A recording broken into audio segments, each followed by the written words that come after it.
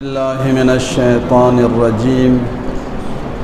بسم الله الرحمن الرحيم. الحمد لله رب العالمين والعاقبة للمتقين والصلاة والسلام على أشرف الأنبياء والمرسلين سيدنا ونبينا وشفيع ذنوبنا وطبيب نفوسنا أبي القاسم محمد صلى الله عليه وسلم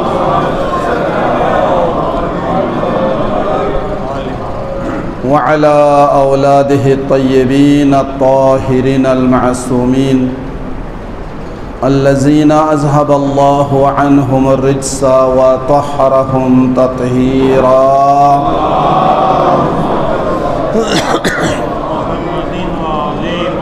واللعنة الدائمة الأبدية على أعدائهم وغاصب حقوقهم ومنكر فضائلهم من الآن إلى قيام يوم الدين.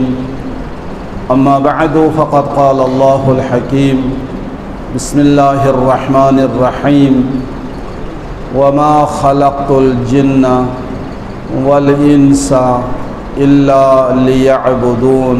صلوات پڑھیں.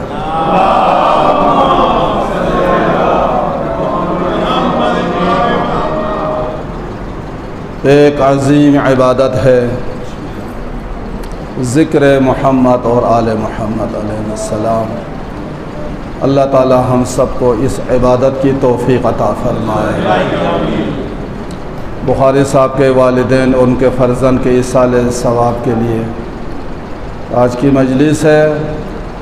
دعا کرے پروردگار عالم بخاری صاحب کے تمام مرحومین جو خاندان کے بالاخص ان کے والدین اور فرزند کو کروٹ کروٹ جنت نصیب فرما، اور آپ ہم سب کے جو مرحومین ہیں اللہ تعالیٰ ان کے منازل آخرت کو آسان فرما. اور ہم بھی دنیا سے جانا ہی ہے تو اللہ تعالی ہم سب کی عاقبت بخیر فرما، ہمارے انجام بخیر فرما، اور جب دنیا سے جائے تو خالی ہاتھ نہ جائے. اللہ دولت ایمان کے ساتھ دنیا سے جانا ہم سب کو نصیب فرما. یقیناً دنیا سے ہر انسان نے جانا ہے. جب تک ہم دنیا میں ہیں ہمارے گھر کا ہم مالک ہے، ہماری دکان کا ہم مالک ہے، ہمارے زمینوں کا مالک ہے. ٹھیک ہے، جس دن انسان سے دنیا سے چلا جاتا ہے وہ سب کچھ چھوڑ کے جاتا ہے. ٹھیک ہے، وہ جو چھوڑ کے جاتے ہیں اس کو کہتے ہیں ترکہ. دو چار مسئلے بھی یاد ہونا چاہیے. نہیں، جو جانے والا جس چیز کا وہ مالک تھا وہ اب چلا گیا، خالی ہاتھ چلا گیا. 2 گز کفن لے کر، باقی 150 مربع زمین کا مالک تھا چھوڑ گیا، کروڑوں دکانوں کا مالک تھا چھوڑ گیا، جائیداد کا مالک تھا سب کچھ چھوڑ گیا. جو چھوڑ جاتا ہے اس کو کہتے ہیں ترکہ. اور جو ترکہ ہوتا ہے اس کے پھر وارث ہوتے ہیں، جانے والے کے وارثین ہوتے ہیں. تو وہ جو وارثین ہوتے ہیں ان وارثین کے 3 قسمیں ہیں. ایک مسئلہ یاد رکھیں، جو ہمارے قریبی رشتہ دار ہیں وہ رشتہ دار جانے والے کے جائیداد کے وارث ہے. پہلے مسئلہ عرض کیا تھا، اپنی زندگی میں 10 مربع اس نے اپنی بہن کو دیا، یا اپنے بڑے بیٹے کو دیا، یا اپنی دکان کسی کو دے دیا، کسی کے نام کر لیا، وہ ترکے میں نہیں آتا. وہ دے دیا، اس کو وہ مالک نہیں تو اس کی ملکیت بیٹی کو دیا، اس کی ملکیت بیٹے کو دے دیا. جو چھوڑ کے جاتے ہیں جو وہ خود مالک تھا وہ اس کا ترکہ ہے، اور ترکہ جو ہے وہ وارثین میں تقسیم ہوگا، اور وارثین 3 قسم کے ہیں۔ پہلا طبقہ، دوسرا طبقہ، پھر تیسرا طبقہ۔ پہلے طبقے کا جب تک ایک فرد موجود ہے دوسرے طبقے والے کو کچھ بھی نہیں ملے گا، اور اگر دوسرے طبقے کا پہلے کا کوئی بھی نہیں ہے تو دوسرے طبقے کا ایک فرد بھی موجود ہے، تیسرے طبقے والے کو کچھ بھی نہیں ملے گا۔ لہذا پہلے طبقے میں جو جانے والے کے وارث ہیں اس کے والدین ہیں، ماں باپ اور اولاد، ٹھیک ہے۔ جب تک ماں باپ اور اولاد موجود ہیں ان کی موجودگی میں ان کے بہنوں کو، ان کے چاچا، ان کے پھوپھی، خالہ، جتنے بھی نزدیک کیوں نہ ہو ان کو کچھ بھی نہیں ملے گا۔ وراثت میں پہلا طبقہ والدین کے ساتھ اولاد ہے، بیوی تینوں میں شامل ہے۔ اگر اس کی بیوی ہے، بیوی تینوں میں شامل ہے، اس کا اپنا ایک حق ہے وہ لے لیتی۔ باقی جو رشتہ داروں میں والدین اور اولاد ہے، تو اگر والدین ہیں اور اس کے اولاد ہے تو والدین کو چھٹا حصہ، یاد رکھے 2-4 مسئلے وراثت کے بھی یاد رکھے، اگر یہ مشکل مسئلہ ہے، اور مگر مومنین کے لیے اگر آپ یاد بھی نہ رکھیں تو کچھ نہ کچھ آپ کے ذہن میں ہوگا کہ یہ وراثت کے 3 طبقے ہیں، ٹھیک ہے۔ تو سب سے پہلے جو ہے وہ ماں باپ اور اولاد ہے۔ اگر اولاد نہیں ہے تو اولاد کی اولاد ہے، اولاد کی اولاد میں سے ایک فرد بھی کہیں موجود ہے تو دوسرے طبقے کو کچھ بھی نہیں ملے گا۔ اب اولاد ہے، چند بیٹے اور چند بیٹیاں ہیں، ماں باپ ہے، تو مال کا چھٹا حصہ ماں باپ کے لیے ہے، باقی تقسیم ہوگا بیٹے اور بیٹی میں، بیٹے کو 2 حصے اور بیٹی کو 1 حصہ، یہ اولاد کے لیے۔ اور ایک مسئلہ یہ ہے، بالفرض جانے والے کے ماں باپ ہے، جانے والے کے باپ ہے یا ماں ہے اور ایک بیٹی ہے، ایسا بھی ہوتا ہے نا، جانے والے نے ماں تقسیم تبدیل ہو جائے گا، وہاں وہ سلسلہ نہیں ہوگا۔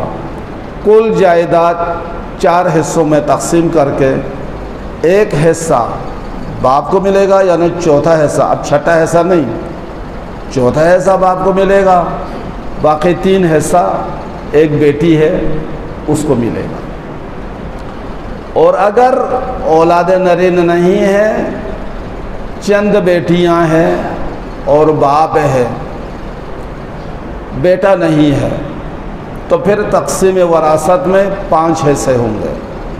پہلے کہا تھا ایک بیٹی ہو اور باپ ہو یا ماں ہو، وہاں 4 حصوں میں تقسیم۔ اب دوسرا مسئلہ، چند بیٹیاں، 3 بیٹیاں مثال کے طور پر اور باپ موجود ہے، تو یہ 5 حصوں میں تقسیم ہوگا۔ 5واں حصہ یعنی 1 حصہ باپ کو ملے گا اور باقی 4 حصہ بیٹیوں میں برابر تقسیم ہو جائے گی۔ یہ ہے مسئلہ پہلے طبقے کا، وراثت میں پہلے طبقے کا۔ اور اولاد ہے، اولاد کی اولاد نہیں ہے، مثال کے طور پر 4 بیٹے تھے، ایک بیٹا فوت ہو گیا، اس کی اولاد ہے، باپ موجود، 4 بیٹوں میں سے ایک بیٹا فوت ہو گیا، اس کی اولاد موجود ہے۔ اب بعد میں باپ فوت ہو گیا تو جو پوتے ہیں وہ وراثت میں نہیں آتے کیونکہ اس کا باپ نہیں ہے، اولاد کے لیے ہے، اولاد کے اولاد کو نہیں ہے۔ یہاں تو آپ تعجب کریں گے وہ یتیم بچوں کا کیا بنے گا۔ شریعت کا حکم ہے کہ تقسیم وراثت میں اولاد ہیں اگر اولاد کوئی بھی نہیں ہے تو پھر اولاد کے اولاد کو ہے، جب دوسرے اولاد موجود ہے تو پھر اولاد کی اولاد کو حصہ نہیں ملے گا۔ تھوڑا پریشان ہو گئے، صلوات پڑھیں۔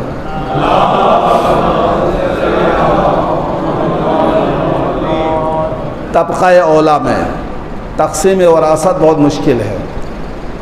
اگر نہ ماں باپ ہے نہ اولاد ہے تو پھر دوسرا طبقہ میں دادا دادی، نانا نانی اور بہن بھائی، یہ ان کے وارث ہوں گے۔ اگر بہن بھائی نہیں ہے تو ان کی اولاد ہے تو ان کی اولاد میں یہ وراثت تقسیم ہو جائے گی۔ اب جانے والے کہ نہ اولاد ہے، نہ ماں باپ ہے، نہ نانا نانی، نہ دادا دادی، نہ بہن بھائی، اور ماشاءاللہ بہت کچھ چھوڑ کے گئے ہیں، تو ان کے وارث کون ہوں گے؟ ان کے چاچا، پھوپھی، خالہ اور ماموں، یہ ان کے وارث ہوں گے۔ اور ان کے تقسیم کا طریقہ بھی تھوڑا سا مختلف ہے، انشاءاللہ موقع ملے تو بتا دوں گا، اتنے تک آپ یاد رکھیں۔ یہ جو تقسیم وراثت ہے یہ بھی عبادت ہے یا نہیں ہے؟ ترکہ جو ہے وہ شرعی مطابق تقسیم کرنا عبادت ہے یا نہیں ہے؟ حقدار تک حق کا پہنچانا یہ عبادت ہے۔ خالق کا ارشاد ہے، میں نے جن و انسان کو صرف اور صرف عبادت کے لیے پیدا کیا ہے۔ تو عبادت کس چیز کا نام ہے؟ عبادت فرمان برداری کا نام ہے، عبادت اطاعت گزاری کا نام ہے، اطاعت عبادت نیک شعاری کا نام ہے، اور عبادت کردار سازی کا نام ہے، اور عبادت بٹکے ہوئے انسان کو، گمراہ انسان کو راہ راست پر لانے کا نام عبادت ہے۔ اپنے بچوں کا، اہل و عیال کا خیال رکھنا عبادت ہے۔ جتنا ممکن ہو سکے آپ کے حیثیت کے مطابق اپنے بچوں کو سہولت دینا، ان کی خدمت کرنا سب سے بڑی عبادت ہے۔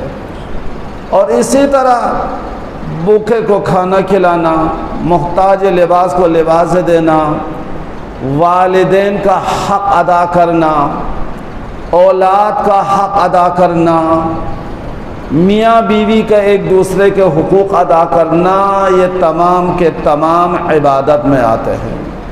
تو گویا کہ اپنے بچوں کا حق ادا کرنا، ان کی صحیح تربیت کرنا عبادت ہے، ماں باپ کا حق ادا کرنا عبادت ہے، زوجین ایک دوسرے کا حق ادا کرنا عبادت ہے۔ اور اس عبادت کرنے والوں کو، ان فرمان برداروں کو، تابعداروں کو، کردار سازی کرنے والوں کو جو اللہ نے عبادت قرار دیا ہے، اس کو اصطلاح میں عابد کہا جاتا ہے۔ ٹھیک ہے، یہ عبادت کرنے والوں کو کیا کہتے ہیں؟ عابد۔ اب کیسا پتہ چلے گا کہ یہ آدمی، یہ مومن عابد بھی ہے؟ کیسے پتہ چلے گا؟ مسجد میں آنے والے سب کا ہمیں پتہ نہیں ہوتا کہ یہ گھر میں یہ سارے فرائض ادا کرتے یا نہیں، ہمیں نہیں پتہ چلتا۔ یہ اپنے بچوں کا صحیح خیال رکھتے یا نہیں، ہمیں نہیں پتہ چلتا۔ اب مختلف جگہ سے لوگ آتے ہیں، یہاں نماز پڑھتے ہیں، ہمیں کیسے پتہ چلے گا یہ واقعی عابد ہے؟ تو اس عابد کی کوئی نشانی ہے پتہ چلے کہ یہ عابد ہے؟ ہاں، عابد کی 7 نشانیاں ہیں، 7 صفات ہے عابد میں۔ اللہ کرے ہمارے اندر یہ صفات پیدا ہو جائے۔ بولا نواز سے ایک دفعہ صلوات پڑھے۔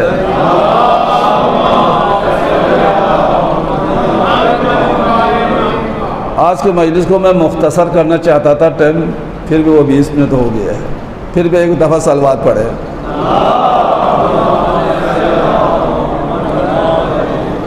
کیسا پتہ چلے گا یہ عابد ہیں؟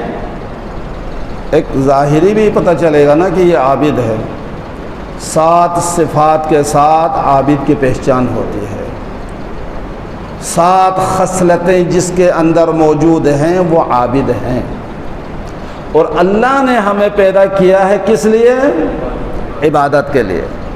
جو عبادت کرتا ہے اس کو عابد کہا جاتا ہے۔ آپ کے خاندان میں آپ کو پتہ ہے یہ عابد ہے، آپ کے چار دیواری میں پتہ ہے یہ عابد ہے، مجھے کیسے پتہ چلے گا، اس کو کیسے پتہ چلے کہ عابد ہیں؟ تو اس میں 7 صفات موجود ہونی چاہیے۔ پہلی صفت، اس کے اندر اتنا تقوی پیدا کرے، اتنا تقوی اپنے اندر پیدا کرے کہ وہ ہر حرام سے روکے، وہ تقوی اس کو ایسا تقوی اندر پیدا کرے، وہ تقوی اس کو ہر فعل حرام سے روکے،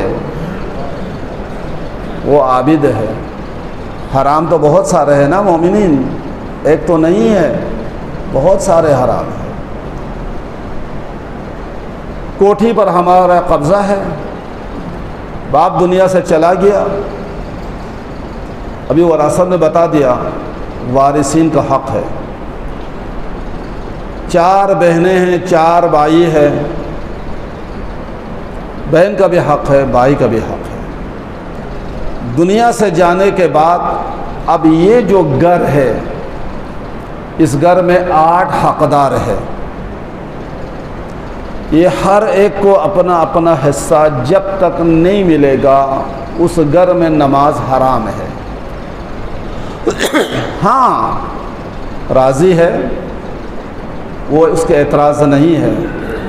جہاں بہن اندر کوڑ رہی ہے کہ مجھے میرا حق نہیں مل رہا، بھائیوں نے مجھ سے پوچھا ہی نہیں ہے، وہاں اس گھر میں نماز ادا کرنا حرام ہے۔ اور عابد کی پہلی نشانی کیا ہے؟ پہلی نشانی ہے اس کے اندر ایسا تقوی پیدا ہو جائے، وہ تقوی اس کو ہر فعل حرام سے روکے، جس قسم کے حرام ہو، بہت سارے حرام ہیں، میں یہ مثال اس لیے دیا ہے تاکہ ہمیں ان مسائل سے تھوڑا سا واقف ہونا چاہیے۔ دوسری صفت، سمتن، خاموش طبع ہو، یہ اپنی زبان کو اپنے کنٹرول میں رکھ لے۔ کتنے لوگ ہیں علی کو ماننے والے ہیں، کتنے لوگ ہیں حسین کا عزادار ہے، مگر اتنی بڑی سعادت کے باوجود ہماری زبان ہمارے کنٹرول میں نہیں ہے۔ گالی گلوچ، غیبت، چغلی، یہ زبان کو اللہ تعالیٰ نے پاک بنا کر بھیجا ہے کہ زبان پاک ہے، یہ صرف ذکر خدا کے لیے ہے، یہ صرف ذکر محمد اور آل محمد کے لیے ہے۔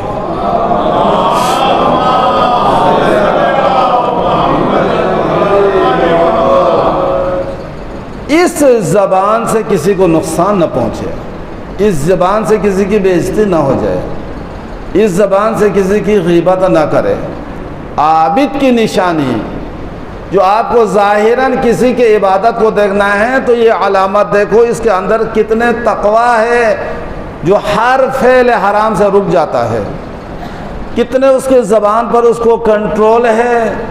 ما یلفظ من قول الا لدیہ رقیب عتید، تم جو بھی لفظ زبان سے نکلتا ہے یا نکالتا ہے، اس کے لکھنے والے 2 فرشتے ہیں۔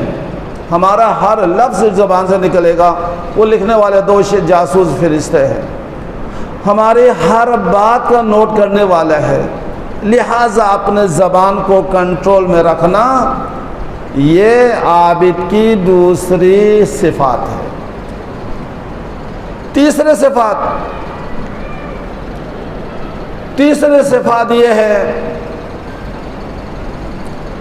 کہ ہر آنے والے دن، پہلے دن سے اس کے گریہ میں اضافہ ہو، وخوف، اس کے اندر اتنا خوف خدا ہو، یزداد کل یوم من بکا، ہر آنے والے دن خوف الہی میں اس کے گریے میں اضافہ ہو جائے۔ خوف خدا ہونا چاہیے یا نہیں؟ جس کے دل میں خوف خدا ہو، کس چیز کا خوف؟ موت کا خوف، سب سے پہلے موت کا خوف۔ اور موت کا خوف ہمیں ہونا چاہیے یا نہیں ہونا چاہیے؟ ہم ڈرے یا نہ ڈرے، مگر اس مالک نے جس کے قبضے قدرت میں ہماری زندگی اور موت ہے، وہ تو ہمیں ڈرا رہا ہے۔ کلا اذا بلغت الحلقوم وانتم حینئذ تنظرون، اے انسان اس وقت کو فراموش نہ کرنا جب تمہاری جان نکل کر گلے تک پہنچ جاتی ہے۔ وہ ایک ایسے بے بسی کا عالم ہوتا ہے، نہ کوئی سفارش، نہ کوئی رشوت، نہ طاقت، بالکل بے بس، جانے والا بھی بے بس، دیکھنے والے بھی بے بس، کچھ بھی نہیں کر سکتا۔ وَأَنْتُمْ حِينَئِذٍ تَنْظُرُونَ، ویسے بے بسی کا وقت کہ تم ایک دوسرے کو حیرت کی نظر سے دیکھتے رہ جاتے ہیں، کس کے ہاتھ پاؤں پکڑے، کس کے پاس سفارش لے کے جائیں۔ موت کا وقت کا خوف۔ اور دوسری جگہ خالق کا ارشاد ہے کلا اذا بلغت التراقیہ، اس وقت کو یاد رکھو جب یہ جان گلے تک پہنچ جاتے ہیں نا، تو قیلا من راق، اس وقت کہا جائے گا کون اس کو چھڑانے والے؟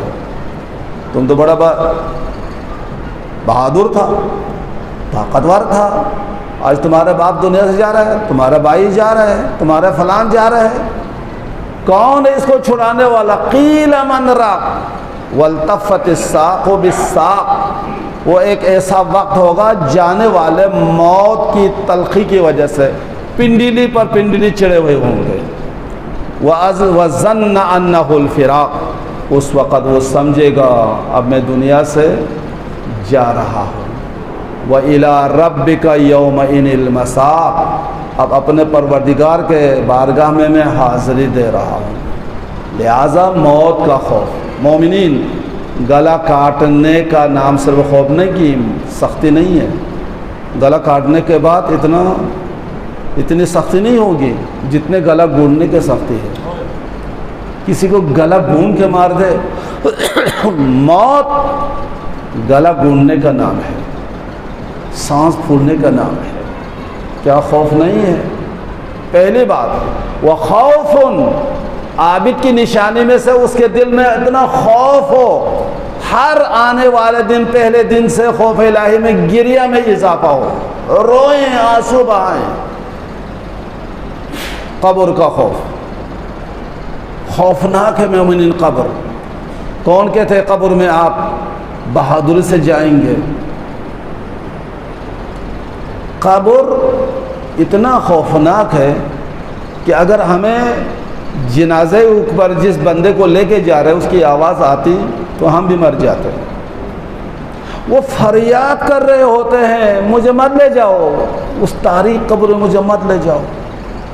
اس لیے شریعت نے اس کو آمادہ کرنے کے لیے ہمیں حکم دیا کہ ڈائریکٹ کندھے پر اٹھا کر سیدھا قبر میں نہ پھینک دو اس کو، بلکہ 3 منزل دے کر لے جاؤ، اس کو لے جاؤ، نیچے رکھو، پھر اٹھا لو، آگے جا کر پھر نیچے رکھو، تاکہ یہ آمادہ ہو جائے قبر کے لیے۔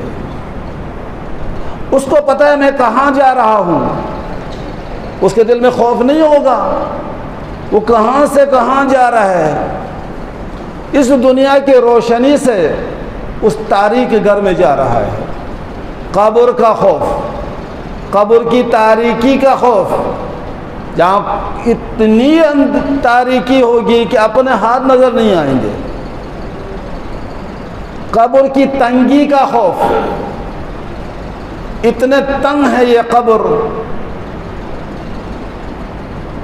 کہ جس کا غسل خانہ 10 بائی 10 ہو کمرہ ہو، جس کا کمرہ 16 بائی 22 ہو، جس کا گھر کئی کنالوں میں ہو، اس کے لیے خوف نہیں ہے۔ وہ کہاں جا رہا ہے؟ وہ تنگ تاریخ قبر میں جا رہا ہے، جہاں اوپر ہاتھ مارے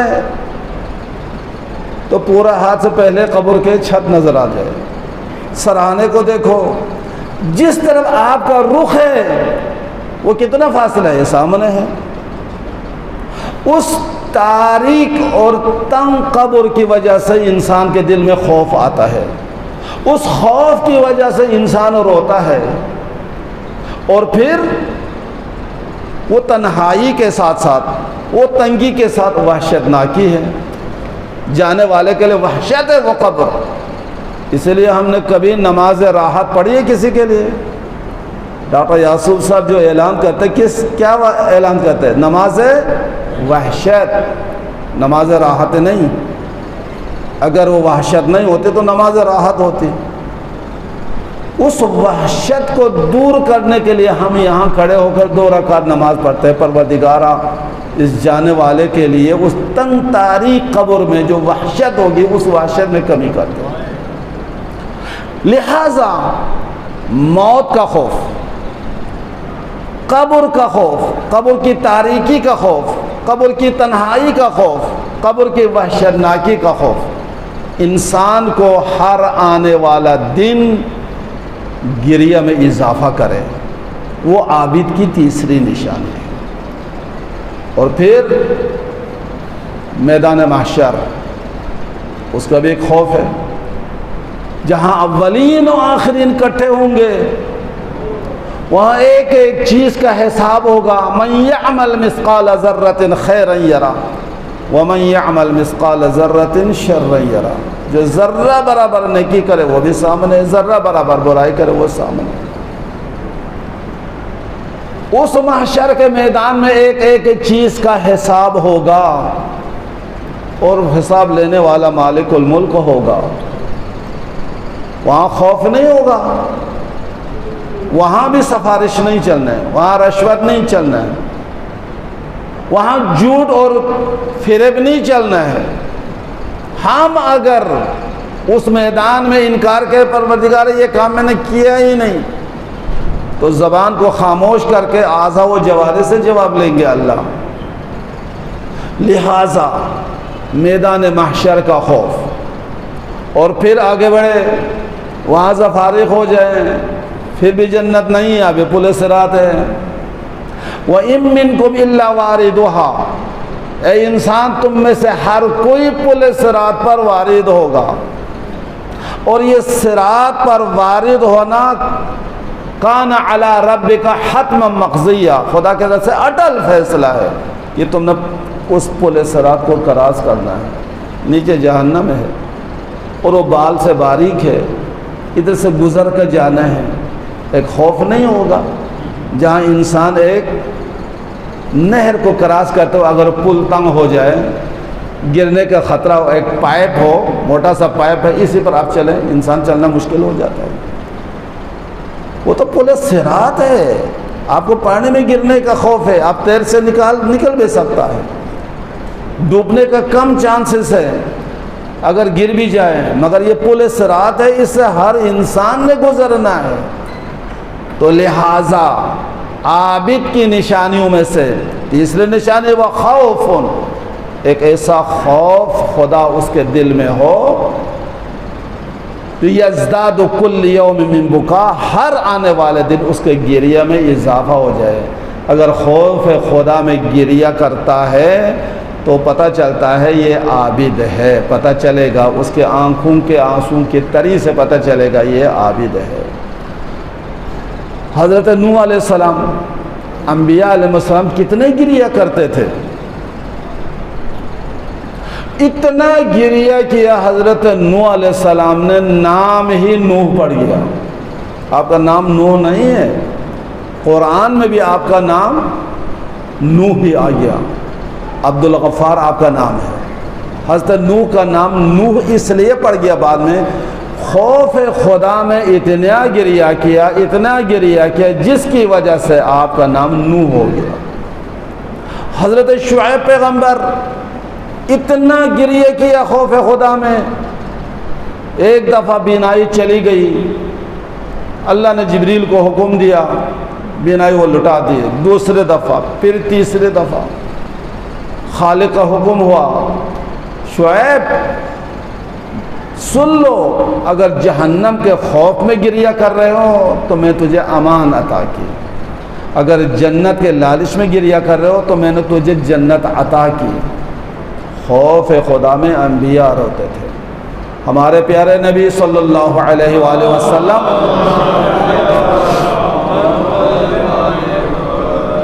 روتے نہیں تھے، ساری رات جاگتے تھے،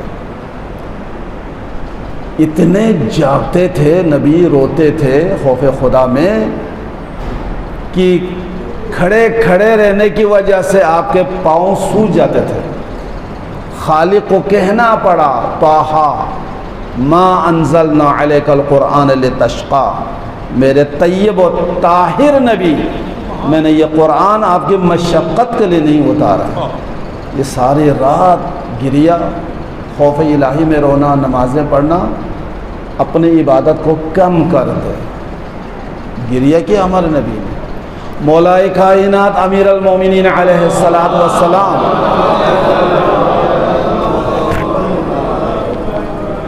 قسیم النار والجنہ ہے علی، لیکن اندھیری راہوں میں آہیں بر بر کر روتے تھے، قلت الزاد و بعد الطریق، علی کے پاس زاد راہ کم ہے، سفر بہت لمبا ہے۔ یہ وہ سفر ہے جس پر ہر کسی کو خوف ہے۔ وہ مومن جس کے دل میں خوف خدا ہو، خوف قیامت ہو، خوف محشر ہو، خوف موت ہو، خوف قبر ہو، وہ اس کی علامت ہے کہ یہ اللہ کے عابد ترین لوگوں میں سے ایک عبادت گزار ہے۔ ایک نشانی عابد کی کیا ہے؟ وہ دنیا سے محبت نہیں کرے گا، دنیا سے اتنی محبت کرے جتنے آخرت سے محبت ہے، اتنی محبت کرے جتنے آپ کو آخرت سے محبت ہے۔ اس لیے دنیا مزرعہ آخرت ہے، دنیا آخرت کی کھیتی ہے۔ آپ دنیا سے اس لیے محبت کریں، یہ انبیاء کی جائے پیدائش ہے دنیا، یہ انبیاء کی جائے مسکن ہے دنیا، یہ انبیاء کی جائے عبادت اور سجدے کی جگہ ہے دنیا۔ لہٰذا دنیا سے اس لیے محبت کرے کہ جتنی دیر اللہ مجھے زندگی دے میں اپنی زندگی کو تیری عبادت اور اطاعت میں بسر کروں۔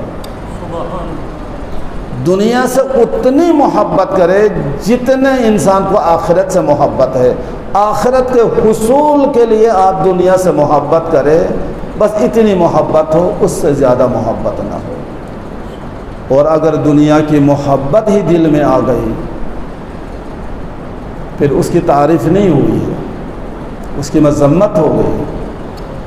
جس کے دل میں دنیا کی محبت ہو، ظالم کس وقت ہوتا ہے؟ جب اس کے دل میں دنیا کی محبت ہوتی ہے، وہ آخرت سے آنکھیں بند کر لیتا ہے۔ یہ انبیاء قتل ہوئے ہیں، ان لوگوں کے ہاتھوں انبیاء قتل ہوئے ہیں کہ جنہوں نے دنیا سے محبت کی تھی۔ فرعون اس لیے بنا، اس کو دنیا سے محبت تھی۔ اسی طرح یزید اس لیے یزید بنا، اس کو دنیا سے محبت تھی۔ جو دنیا سے محبت کرتا ہے وہ اہل دین والوں پر ظلم کرتا ہے۔ اسی لیے مومنین اس دنیا کی محبت کی وجہ سے اولاد رسول کو ستایا نا، ورنہ زہرا کو رلانا کوئی معمولی بات ہے؟ ایک بات ہم نے سن لیا کہ بطول جانے کے دنیا سے جانے سے پہلے، رسول کے دنیا سے جانے کے بعد رسول کی بیٹی روتی گئی، یہ کوئی معمولی بات نہیں ہے۔ کس نے رلایا رسول کی بیٹی کو؟ کس نے گرایا رسول کی بیٹی کو گھر کے دروازے کو؟ انہی لوگوں نے گرایا جن کے دلوں میں محبت تھی دنیا کی محبت. اسی وجہ سے مومنین عام کسی خاتون جو پردہ ہو اس پر کوئی ہاتھ نہیں اٹھاتا, اس پر کوئی ظلم نہیں ہوتا, مگر افسوس ہے زہرا کی بیٹیوں پر بھی کسی نے محبت کا اظہار نہیں کیا. کتنا ظلم ہے, جن کے سایہ کبھی کسی نے نہیں دیکھا تھا ان کو بے مقنا وہ چادر برہنہ پشت اونٹوں پر سوار کر کے شہر بشہر پھرائے گیا. جب یہ لٹا ہوا قابلہ جب بازار شام میں پہنچا نا,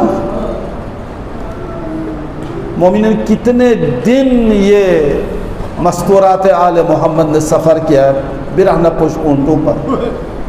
بازار شام میں یہ قافلہ پہنچا ہے تو سید زادیوں کی حالت بہت ہی ابتر تھی.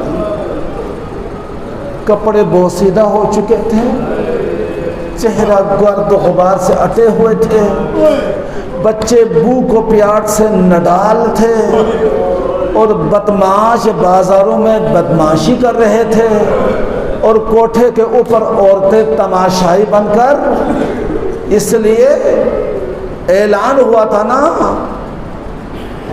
باغی آ رہے ہیں, باغی آنے کا اعلان ہوا تھا. تو ایک ضعیفہ وہ بھی اپنے کوٹھے کے چھت پر آئی تھی اس اعلان پر کہ باغی آ رہے ہیں, تماشا دیکھنے کے لیے آئی تھی. اس نے جب جناب زینب کو دیکھا, مستورات کو دیکھا جن کا خستہ حال ہی ہے, سروں پر چادر نہیں ہے, بچوں کو بھوک و پیاس میں نڈال دیکھا, تو اس نے کچھ چادروں کا بندوبست کیا, کچھ کھانے کا بندوبست کیا, کچھ پانی کا بندوبست کیا. اس خاتون نے چادریں, کھانا اور پانی کسی کے ساتھ بھیج دیا کہ ان مستورات کو چادر دے دو, ان بچوں کو کھانا پانی دے دو. جناب زینب سلام اللہ علیہا دیکھ رہی تھی, وہ خاتون تڑپ رہی ہے, اس خاتون نے چادروں کا بندوبست کیا ہے, اس خاتون نے پانی اور کھانا بھیجا ہے. تو جناب زینب نے اس خاتون کو بلایا اور بلا کر پوچھا کہ کوفہ سے لے کر شام کے بازار تک کسی نے ہمیں پوچھا تک نہیں ہے, کسی نے ہم پر ترس کھایا ہی نہیں ہے, تم کون ہو اور ہم پر کیسے تجھے ترس آیا ہے؟ تو اس خاتون نے کہا میں کچھ دیر مدینے میں جناب زہرا کی کنیز رہی ہوں, میں مدینے میں بطول کی کنیز رہی ہوں. جب دنیا سے 18 سال کی عمر میں رسول کی بیٹی رخصت ہو گئی تو میں مدینے میں نہیں رہ سکی. زہرا کے بغیر مجھے مدینہ رہنا پسند ہی نہیں آیا. اس وقت سے میں شام آئی اور میں شام میں رہ رہی ہوں, لیکن بطول کے دنیا سے جانے سے پہلے میں نے عرض کی بنت رسول مجھے کچھ نصیحت کیجئے. تو جناب زہرا نے مجھے نصیحت کی تھی, جب بھی کوئی قیدی دیکھے نا تو قیدی کے ساتھ نیکی کرنا. اس لیے میں نے آپ کو پانی دیا, آپ کو کھانا دیا, چادریں دی. جناب زینب فرماتی ہے میں تمہارے ساتھ اس کا کیا سلوک کروں, میں تیرے ساتھ کیا نیکی کروں, ہم تو قیدی ہیں. تو اس خاتون نے کہا بس ایک آرزو ہے, میرے لیے دعا کرے. جناب زینب نے پوچھا کیا دعا کروں؟ اس خاتون نے کہا جب مدینے سے میں چلی تھی نا تو زہرا کے چھوٹے چھوٹے بچے تھے, دو شہزادے تھے حسن اور حسین، دو شہزادیاں تھی زینب اور ام کلثوم۔ میرے لیے دعا کرے کہ ایک دفعہ مدینے میں جاؤ، زہرا کے بچوں کی زیارت کروں۔ جناب زینب فرماتی ہے تمہاری دعا قبول ہو گئی ہے، جس زینب کی زیارت کو تو ترس رہی ہے میں زینب ہوں، جس حسین کی زیارت کرنا چاہتی ہو تو وہ نیزے پر حسین کا سر۔ الا لعنت اللہ علی القوم الظالمین، سیعلم الذین ظلموا ای منقلب ینقلبون۔ اللہم صل علی محمد وآل محمد۔